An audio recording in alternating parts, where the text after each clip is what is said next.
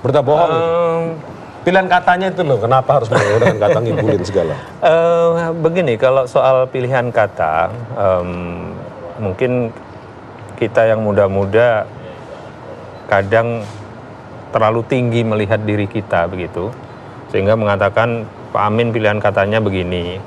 Tapi kalau kita lihat Gus Dur itu juga cukup nyeleneh juga kan, pilihan katanya juga nyeleneh, tapi nggak masalah gitu. Bu Mega malah pilihan katanya lebih banyak diamnya, tapi juga itu nggak masalah. Karena apa? Karena tokoh-tokoh seperti Pak Amin, Bu Mega, Gus Dur, mereka itu adalah bapak-bapak, ibu-ibu bangsa kita. Dan dengan apa yang beliau sampaikan, Pak Amin dengan pilihan kata-katanya itu, Gus Dur dengan di luar out of the box-nya itu, Bu Mega dengan kediamannya itu, itulah yang membawa bangsa kita ke dalam alam demokrasi sehingga kita jadi bebas berbicara sekarang. Yang memberi kesempatan kepada orang-orang termasuk seperti Pak Jokowi untuk bisa jadi presiden.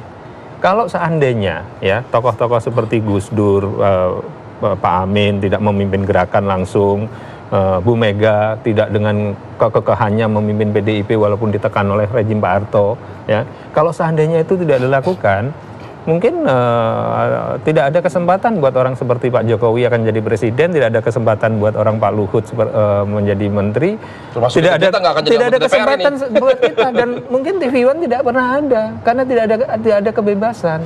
Jadi yang ingin saya sampaikan adalah tokoh-tokoh seperti beliau itu dengan kekhasannya masing-masing itu sudah membawa bangsa kita menjadi seperti sekarang ini. Karena kekhasan itu Anda minta excuse bahwa Pak Amin Rais boleh kayak gitu tuh. Ya seperti kita memberikan maaf kepada Gus Dur dengan segala keunikan beliau, kita juga memberikan maaf kepada Bu Mega dengan segala keunikan beliau. Jadi artinya justru dengan keunikan Pak Amin inilah beliau bisa membawa perubahan rejim dari jangan-jangan dengan kekhasan itu dia hendak menutupi bahwa dia nggak punya data, cuma untuk mendorong Pak Jokowi seperti itu. Kekhasan Pak Amin itulah yang kemudian dipakai untuk memberikan peringatan sekarang kepada Pak Jokowi. Jadi yang dimaksud oleh Pak Amin adalah, kalau soal memberikan sertifikat itu kan memang itu tugas negara, ya. Tapi saya pribadi mengapresiasi bahwa Pak Jokowi mempercepat pemberian sertifikat itu. Karena dulu-dulu memang lambat. Anda mengapresiasi? Saya mengapresiasi. Pak Amin tidak tapi? Beliau mengapresiasi, ya, bahwa itu dipercepat, ya, pemberian sertifikat itu, walaupun kita tahu juga bahwa sebenarnya realisasinya kan masih jauh dari targetnya Pak Jokowi sendiri kan, faktanya kan, realisasinya percepatan sertifikat itu. Tapi itu isu lain, ya. Namun Pak Amin pingin bahwa kita jangan hanya di permukaannya saja, ya, jangan hanya permukaan saja. Lihat kepada the crux of the problem, inti masalahnya. Inti masalah. Anda bisa menerima penjelasan itu, Bung Arteria? Ya, belum ada. Saya hanya menyayangkan gitu. Justifikasinya saya katakan tidak tepat. Ya, pengakuan salah itu harusnya kan diakui. Kalau bicara maaf, tentunya kami kan memaafkan. Semuanya kan ruang pada pintu maaf itu kita buka seluas-luasnya. Enggak, ini bukan tapi kalau perbuatan itu dikatakan itu punya kekhasan, saya katakan itu dua hal yang berbeda, Mas. Itu kita katakan begitu. Kemudian saya juga ingin sampaikan, tadi dikatakan ini kan kewajiban negara.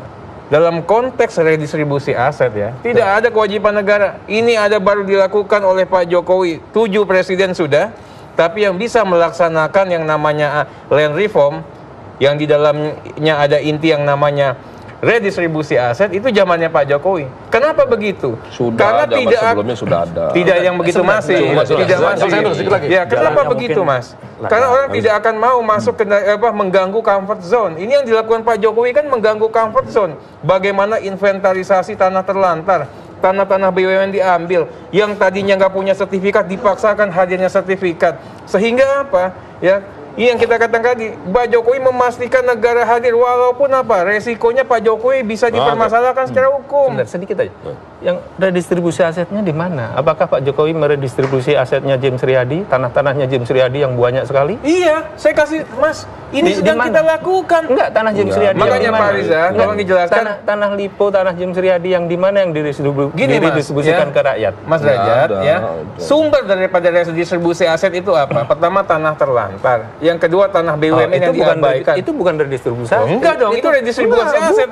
Kok enggak gimana? Redistribusi itu adalah satu aset yang dimiliki oleh satu pihak tertentu dibagikan kepada pihak lain. Itu dalam kata konteks siapa? pemerataan. Kata siapa? Kata saya. Ya bukan, Mas baca undang-undangnya. Kenapa redistribusi aset itu terjadi pada saat apa? Kalau itu tanah negara, itu bukan redistribusi. Enggak, ini saya katakan, Mas. Kalau itu tanah, ini jelas kok undang-undang pokok agraria sumber tanahnya mana? Sumber tanahnya saya jelaskan. Sumber tanahnya negara kan? Namanya reform itu merestructure ulang ya kepemilikan penguasaan tanah. Apa yang di-restructure?